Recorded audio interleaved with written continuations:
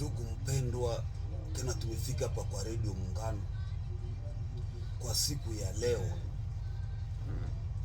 Kama kawaida gizi tuko na watangazia shaba yetu, haiko itu wengine, ni amri ya Mungu, ili tuweze kwa kuhubiri watu wote wa kila kabila, kila taifa na lugha.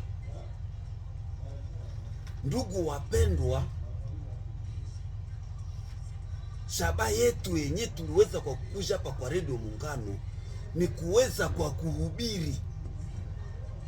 Muzengine lugha ni predikasyon,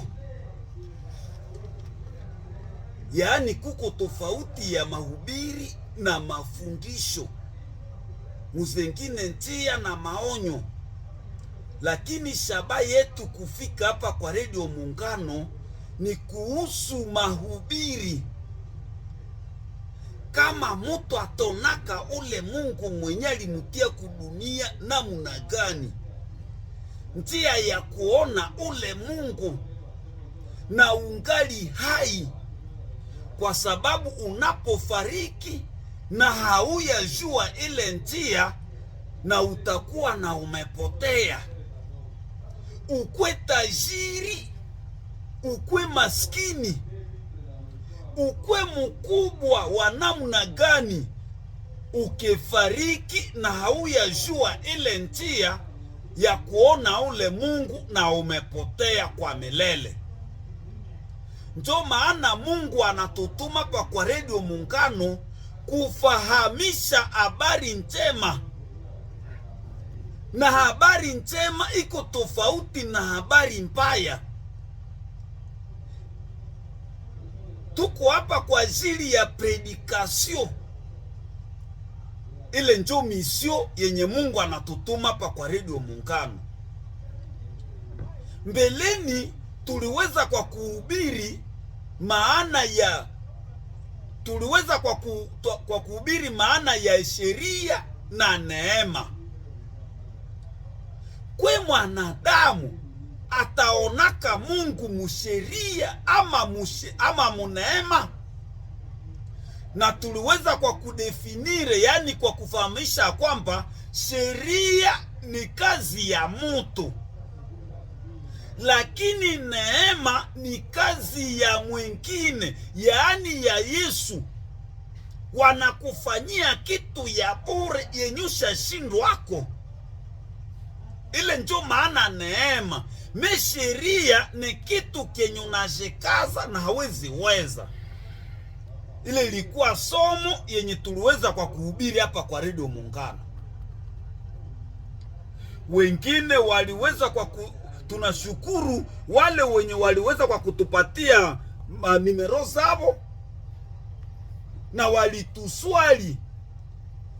Tunasema asante, kwa sababu sheria hakuna mwenye mwili hata mmoja mwenye anaweza sheria. Kwa sababu Yakobo 2 verse yake ya 10 hatutaisoma, inasema ya kwamba ukisema ya kwamba njia ya kwenda mbinguni ama ya kuona ule Mungu munjia ya sheria, hawezi weza ila hata moya.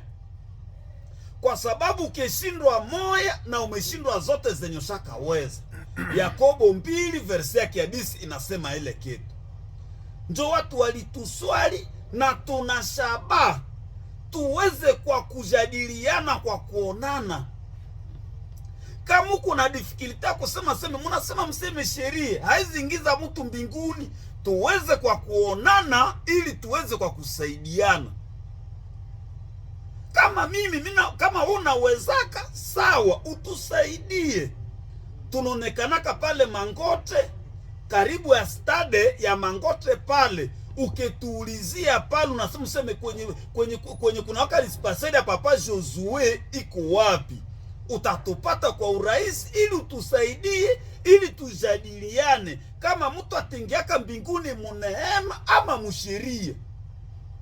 Na kama usakaweza sheria utusaidie, kama uliwezaka namuna gani kuweza chemoya na ushaka shindwa vingine, na kuweza karibu vikatre tena unashindwa chemoya tena. Biblia sema kwamba umeshindwa vyote. Utusaidie, tuko tayari kwa kuweza kwa kupata majibu na makestio, ili uweze kwa kutusaidia na sisi tuweze kwa kusaidiwana. Biblia nasema Mwaroma 10 nasema kama ni sheria haiko neema, na kama ni neema haiko sheria. Vile njo Biblia inasema, na njo maana Mungu alitangulizaka ile kitu munabii akale Mwanzo kule 11 hatutaesoma. Watu walisemaka kwamba watafika mbinguni kujenga munara, wakajitengenezea matofali, wakajitengenezea machoka. Hao njo wanajitengenezea, hapana Mungu. Kadiri gizi ulimwengu mtu kusema kufika mbinguni njo kushika masheria za dini za Musa. Musa anasema kwamba usivale manguo ya namna mbalimbali. Sasa niko navala namuna gani sahi? Sheria nasema ya kwamba nisipande mushamba yangu mambegu mbalimbali. Niko napanda namna gani? Kuko vingine wanasemaka seme vile vilikuwa vya Musa vishakaisha. Biblia nasema muja chapitre 5 nasema hata na yota ya sheria hayatokaka. Njo maana Mungu aliletaka inyimitiwaka neema, yaani grace. Muzengine Swahili nasema gratuite, faveur imerite. Hapana vitu vya kujikaza. Njo maana Waefeso tuisome ili tuanje somo ya leo. Waefeso 2 verse ya 8 nasema nini? Ndugu zangu, kama tuko hapa kwa Radio Muungano, tunafahamishana kama tutonako le alana muna gani, ama kama tutonaka ule Nyamuhanga selo lugha ya Kinanda na muna gani, ama kama tutonaka die na muna gani. Waefeso 2 verse yake ya 8 nasema nini? Waefeso 2 verse yake ya 8 inasema hivi. Kwa maana mumeokolewa kwa neema. Aksande, acha kwanza pale. Kama Roho Mtakatifu nasema tuliokolewa kwa nini? Kwa neema. Hapana kwa sheria. Na sheria ishaka ongezeka kutena makanuni za dini, masheria mbalimbali. Kama huyalunga hautaona Mungu, kama huyabatiziwa hautaona Mungu. Iliko masheria zenye Mungu hajue. Mungu anasema seme tuliokolewa kwa nini? Kwa neema. Tudile verse Waefeso sura 2 mstari ya 8. Ndiyo inasema hivi: kwa maana mumeokolewa kwa neema. Mumeokolewa kwa neema, kwa njia ya imani. Kwa njia ya imani. Wala neno hili halikutoka ndani yenu wenyewe. Ni zawadi ya Mungu. Endelee. Si kwa matendo. Acha pale. Bandugu. Sa Biblia naseme si kwa nini? Si kwa matendo. Manake matendo iko musura 2 njo somo tunaanza. Matendo iko mu vitu vya muzuri. Nikikupatia shemizi unasema ule iko Mkristo. Banasema hapana, ile haiko Mkristo. Ile verse. Si kwa nini? Tunasoma si kwa matendo ili asiwe mtu atakayejisifu. Okovu haiko kwa matendo. Nikikupatia karibu shemize ama nikikupatia kuchakula, ile haiko njo okovu. Niketoa sadaka mkesomo, ile haiko okovu. Kuko mwingine anasemaka aseme uko Mkristo juni nilimpatiaka shemize. Eske Mkristo njo kupatia mtu shemize? Hapana. Eske Mkristo njo kutoa sadaka? Wanasema si kwa matendo. Muna chatana sadaka kwa mchesomo, me utaingiaka muneema. omuna unakatala vitu vyote vya matendo ya mzuri, utengiaka bure. Unajivunia tu neema. Unajivunia neema. Hapana kusema seme utengiaka mbinguni utoe. Hapana. Biblia inasema si kwa nini? Biblia inasema si kwa matendo. Si kwa matendo, isije mtu akajisifu mbele ya Mungu. Donge neema, Mungu alikatalaka matendo ya watu.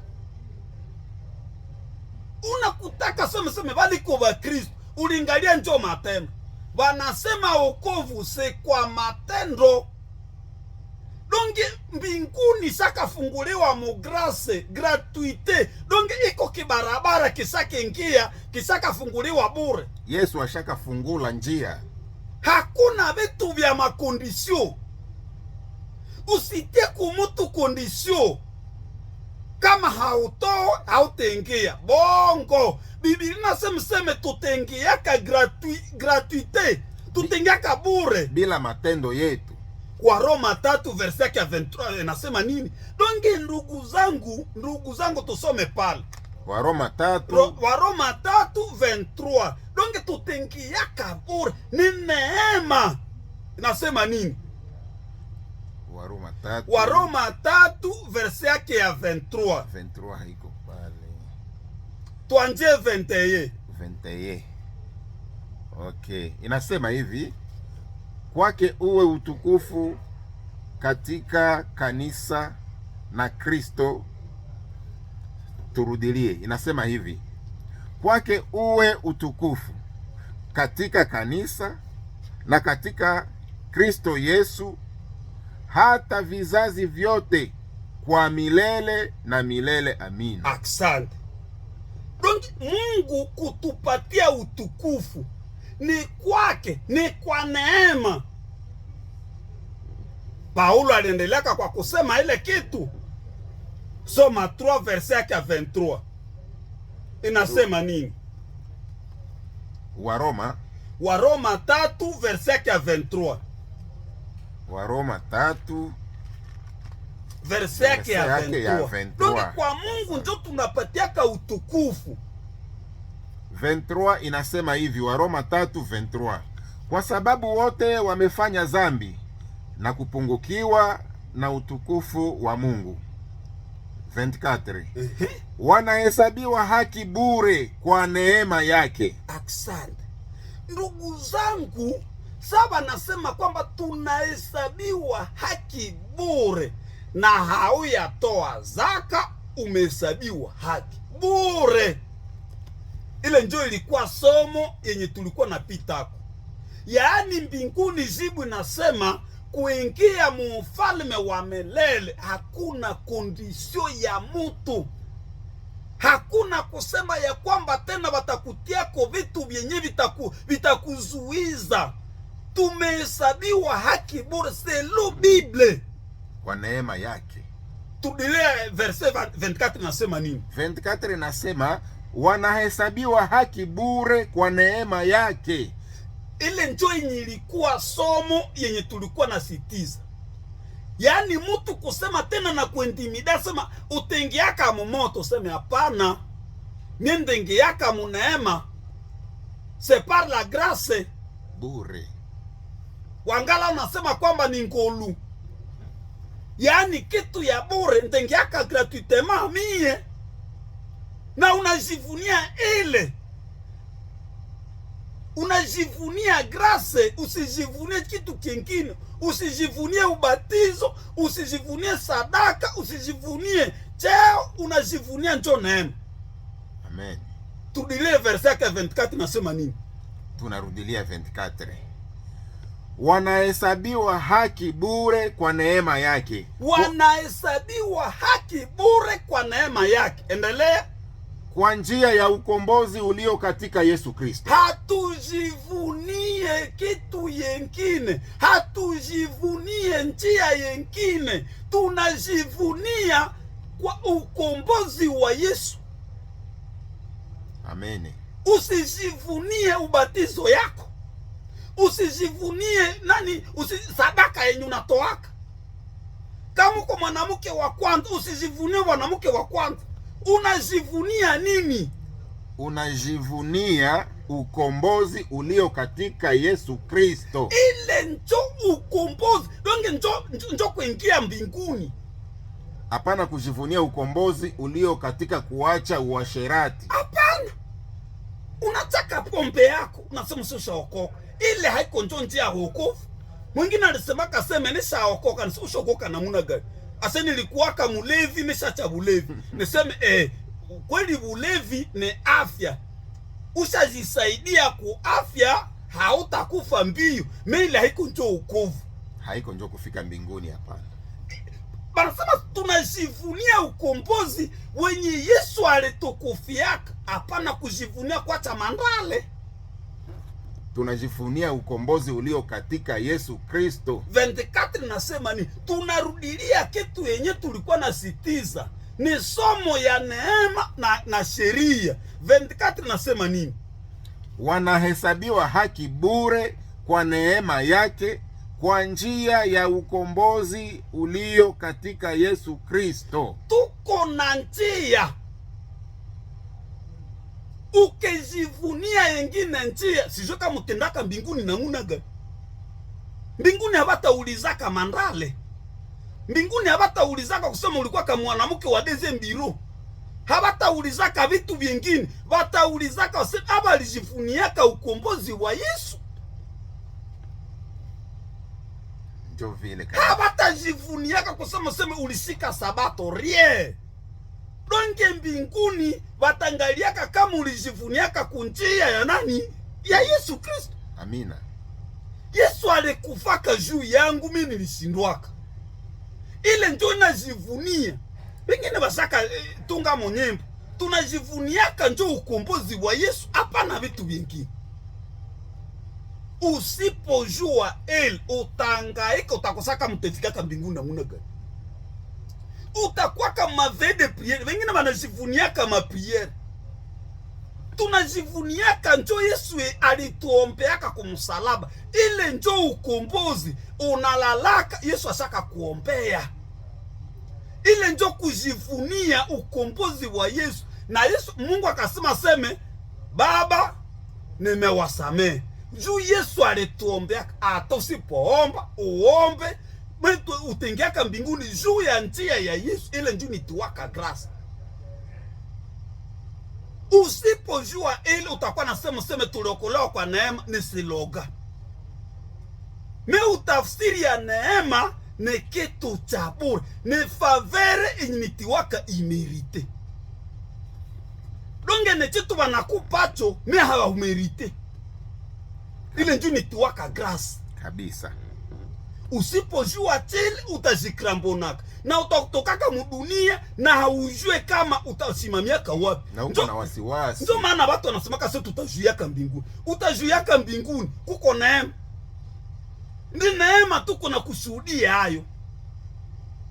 Tunasema kwamba tunakwaka pale Mangote, kama mtu iko na cha kusema, ukifika pale kwa stade unaleta kitu kenye unapenda utusaidie, ama kenye kiko na difficulty kwako. Kama ni swali kwa Papa Josue pale, unasema hospitali ya Papa Josue iko wapi? Aba watu wenye wanasemaka sema tengeaka munema viko wapi? Ukwe pastere, ukwe mtu wa namuna gani, tutakukaribisha. Unakia na Biblia yako, unatusaidia kama tutengeaka muneema ama kama msheria. Lakini Biblia inasema ya kwamba tunajivunia neema, hapana sheria. Amina. Juu sheria ukishindwa kemoyo, umeshindwa vyote.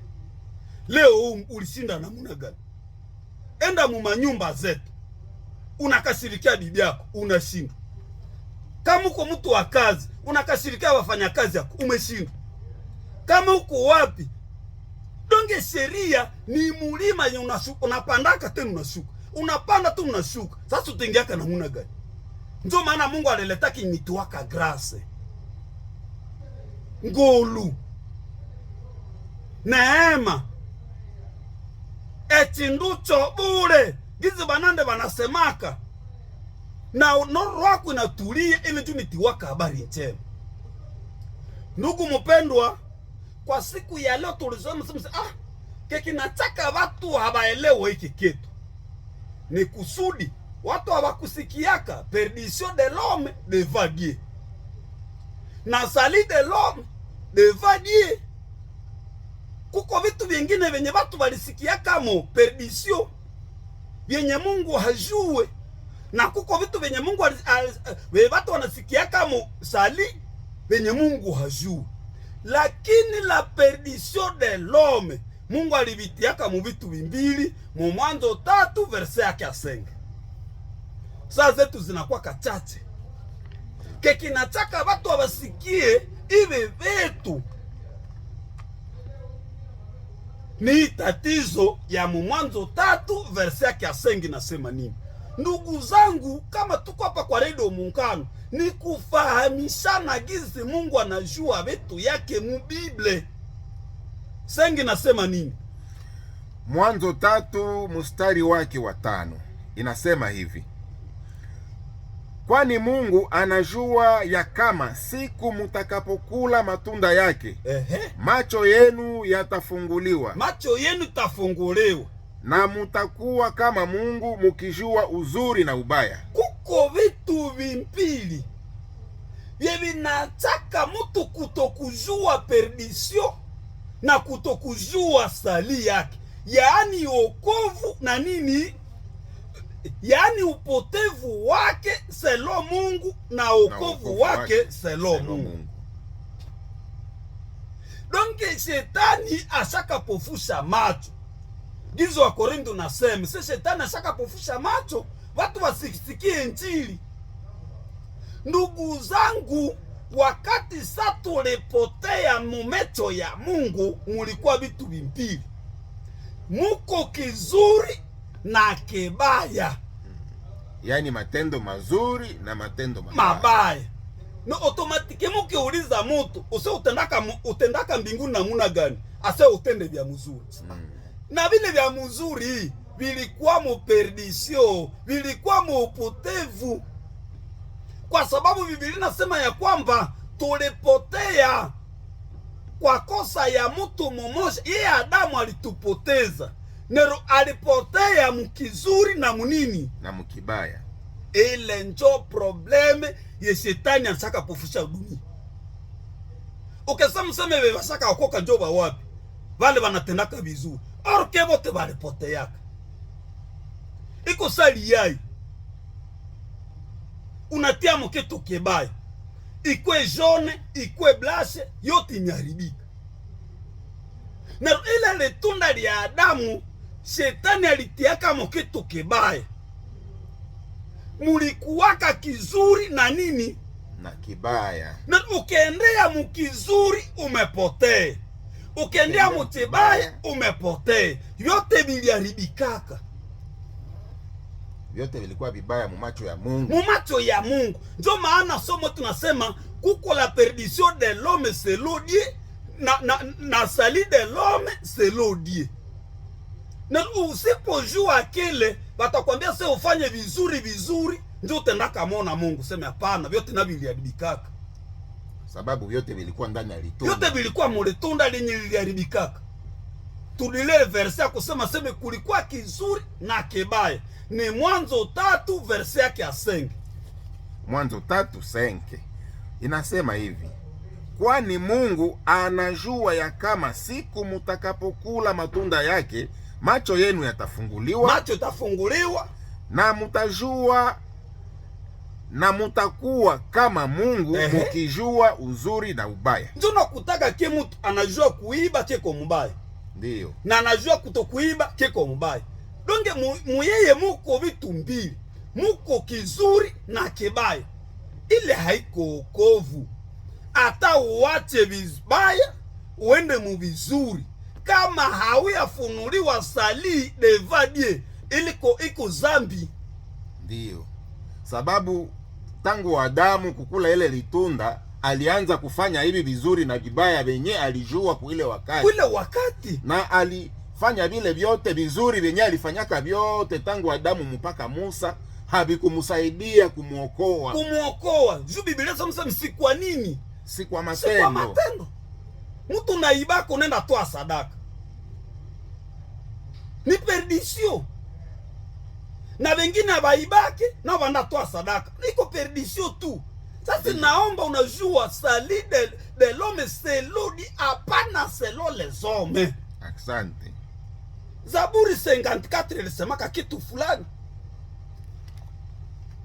ndugu zangu, dongi iko huruma. Sema watu walijuwaka sali namuna gani? Zaburi tusome 51 verset yake ya 5. Inasema hivi, Zaburi 51:5. Tazama, niliumbwa katika hali ya uovu. Acha kwanza pale. Ye Daudi ye najua perdition yake ke iko mkuumbwa. Ndio sababu nakwambia kawaseme juu ya kudanganya ndio umekuwa mwenye zambi, umekuwa mpanyifu. Hapana, Daudi atasema seme haujue perdition yako. Perdition ya Daudi, yani upotevu wa Daudi, ilikuwa mkadri ya kuumbwa. Eske Daudi nasafanya chizuri na cheba? Hapana, hayafanya lolote. Me aliumbwa, yani aliriti perdition, aliriti upotevu. Ataba kutie kwa masakramenti ya namuna gani nasema ile zambi imeisha? Hapa inomba kujua okovu. Daudi aliumbwa katika hali ya uovu. Inomba najua sali yake. Sakramenti haezi tosha perdition, lakini predication ndio natoshaka ujenga wa perdition. Najua sali, yani sasa yenyewe unajua siri yenye iko muneema ya Mungu, ndio unajua sasa ukovu wako. Ndugu zangu, hii verse na nishangazaka ya Waroma 5 verse yake ya 18. Hii verse na nishangazaka na inanisaidiaka sana. Nasema sema ndugu, tumedite kwa hii verse inasema nini? Waroma 5 verse yake ya 18 nasema nini? Ni ya maana sana ya kujua. Sio wote tu kuna Biblia, na Biblia ni $10 na kuko na ya senge. Tusome hii verse Waroma 5 mstari wake wa 18. 18. Basi hivi kama vile kwa kosa moja watu wote walihukumiwa adhabu. Ushamaliza ndugu. Asante. Wakati saba nasema kwa kosa ngapi? Kwa kosa moja. Eske wanasema makosa nyingi? Dunia moko makosa mingi. Meba nasible kosa moja. Eske njo ya wapi? Eske njo wizi? Njo bulevi? Njo washirati? Meba nasema kwa kosa moja. Ni ya nani? Eske minjo nilikosa kile kosa? Pourquoi minaweza sikia sema perdition yangu iko mkukunya mandraka? Na nimepotea na sina ujuzi. Mekosa ya mtu mmoja mweni tuwaka Adamu, uwasi yake njo yenye Mungu alideklaraka hukumu. Mwingine alisema kasema tendaka mumoto. Na Yesu nasaka nikufi. Maana Yesu na hakufanyaka kitu. Tendaka mumoto, tunda mumoto na Yesu nasaka kufa. Donge Yesu alikakachezea balu. Habiwezekani.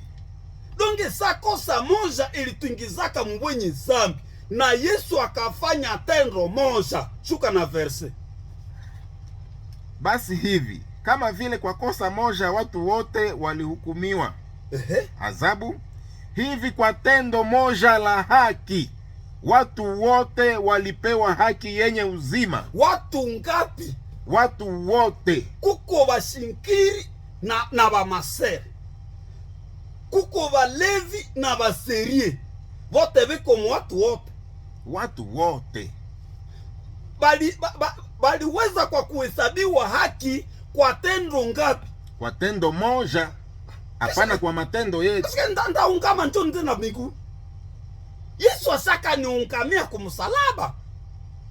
Kutokujua ndio utaacha watu wanapotea. Donc tendo moja ilinipoteza na tendo moja ikaniokoa. Ndinomba shukurani Ya sana.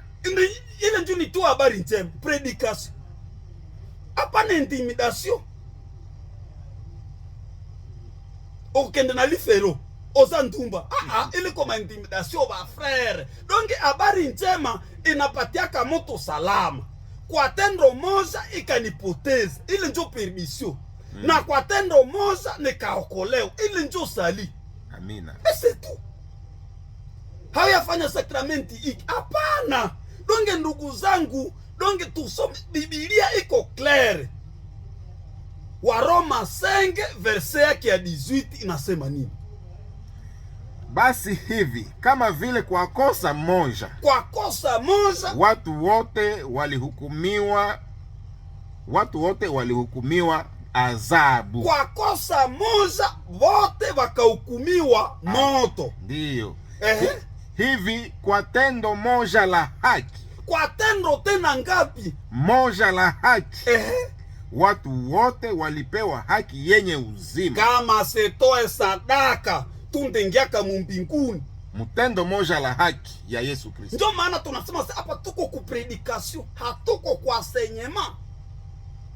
Donc unajijua sema nilipoteaka kutendo moja nanda nishaka okolewa kwa tendo moja. Amina. Ndugu mpendwa, tutaendelea tena siku nyingine, samedi nyingine inayokuja ni ku 20h30, ni ku 20h mpaka 20h30.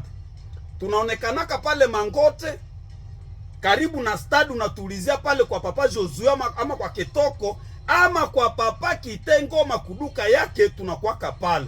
Kama uko na swali unakuja kuweza kwa kutujadiliane ili tuweze kwa kuchambua maandiko matakatifu. Nimero yetu njoo hii 09 700 45 988. Rudilia 09 700 45 988. Asante. Kama uko kwa WhatsApp unatuandikia ile message. WhatsApp. Lakini hatutasahau kuwajulisha gizi tuko naandaa seminere ya kabambi yenye tutakutanana sie wote na baauditere wetu wote wenye banasikilizaka hiki kipindi. Ndio. Wenye balisaidiwa, unajikuta ulisaidiwa na hii message. Ama uko na vitu wenye haukuelewa mzuri. Rendez-vous le 29. Asante. Mwezi huu tulio. Rudia tena nani nimero yetu? Nimero yetu ni 09 700 45 988.